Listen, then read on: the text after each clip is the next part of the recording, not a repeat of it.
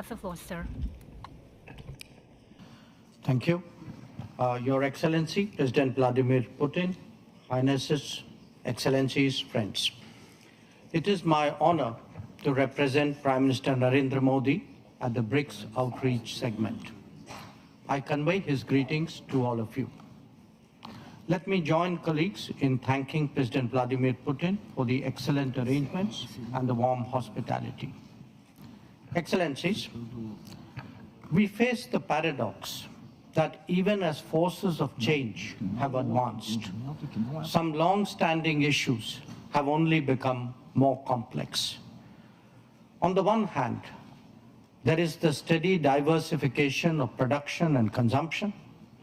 Nations that attained independence from colonialism have accelerated their development and socio-economic progress.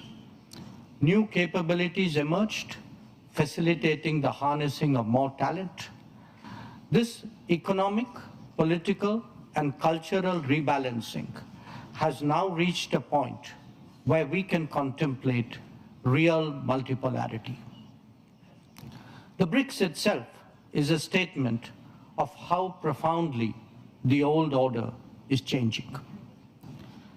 At the same time, many inequities of the past also continue.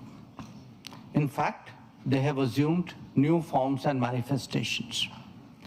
We see that in the access to developmental resources and modern technology and efficiencies.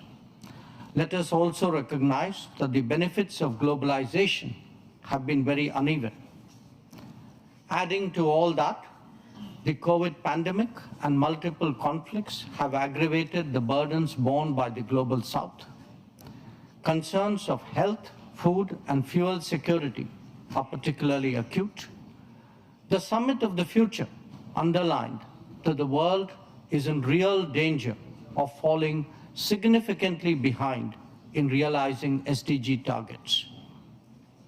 How do we reconcile this contradiction and ensure that the benefits of change reach those who are currently left behind? How do we create a more equitable global order? First, by strengthening and expanding platforms of an independent nature, and by widening the choices in different domains and minimizing undue reliance on those that can be leveraged. This is really where BRICS can make a difference for the global South.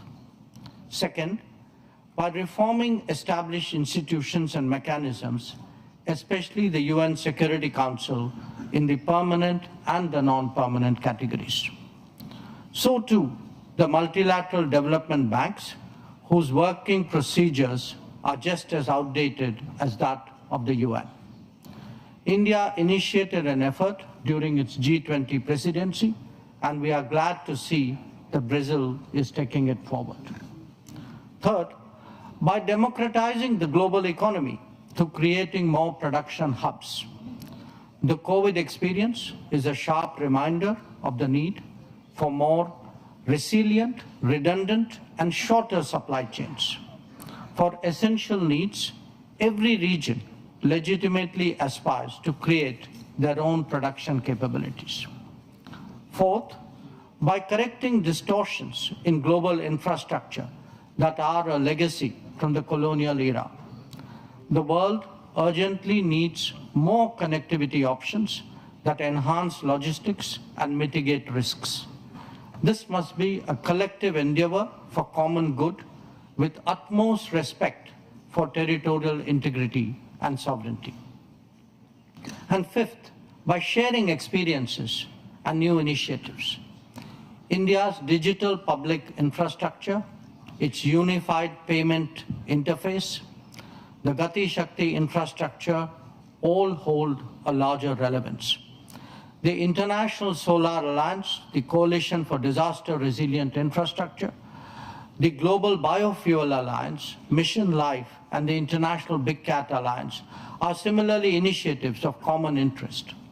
As a first responder, be it for natural calamities, health emergencies, or economic crisis, we seek to do our fair share.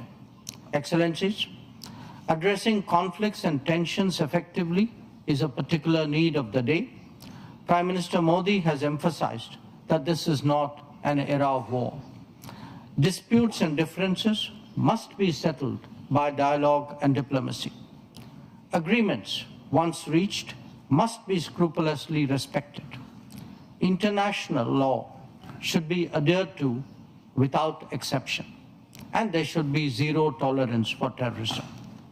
Excellencies, the situation in the Middle East, West Asia for us, is an understandable concern.